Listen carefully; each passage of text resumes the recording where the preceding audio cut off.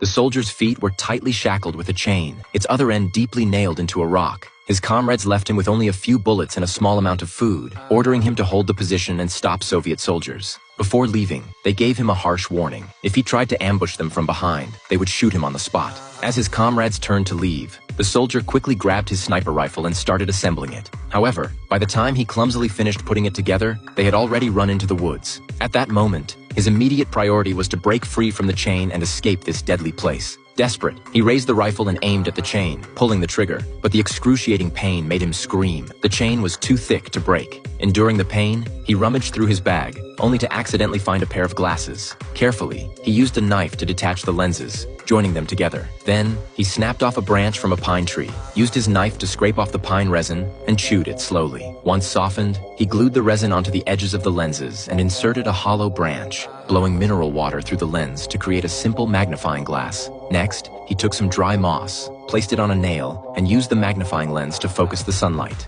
The moss quickly ignited. The soldier hurried to collect more dry twigs and fed the fire, making the flames burn hotter. After the twigs burned out, he poured cold water on the scalding rocks, causing them to crack and pop from the rapid expansion and contraction. Repeating this process, more and more of the nail was exposed. By noon, he was squatting under the rocks, eating canned food, when suddenly, the roar of an engine came from the distance. Grabbing the sniper rifle to observe, he saw a Soviet vehicle pass by, kicking up dust. Fortunately, he wasn't spotted. However, the surrounding branches had long been used up, his food was nearly finished, and only a cup of water remained in the metal bucket. In the cold winter, he knew that if he didn't escape soon, he would freeze to death, even if the Soviet soldiers didn't find him. He poured water on the rocks again and quickly pried apart the cracked stones, trying his best to pull out the nail, but it remained firmly stuck in the rock, not moving at all. Refusing to give up, the soldier gathered gunpowder from the cartridge casings, collected it in a metal can, and poured it into the stone pit. He threw the lit moss into the pit and quickly hid beneath the rocks. With a loud boom, the gunpowder exploded. He eagerly approached to check, but the nail still stubbornly remained embedded in the rock.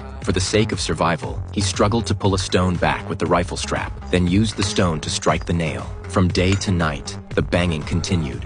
Finally, he yanked the chain with all his strength, and with a loud crack, the nail was finally pulled out. He couldn't help but cheer, finally free. Without a second's hesitation, he grabbed his rifle and fled. Soon, he found a farmhouse in a valley. Through the scope, he saw a woman inside, and she noticed him as well. After confirming there was no danger around, the soldier walked toward the woman, asking for help to remove the chain from his feet. Though they couldn't communicate, after some gestures, the woman seemed to understand. She went into the thatched house and helped him pick out tools. At that moment, the soldier noticed a Soviet military cap in the water basin, a sense of unease flooding his mind.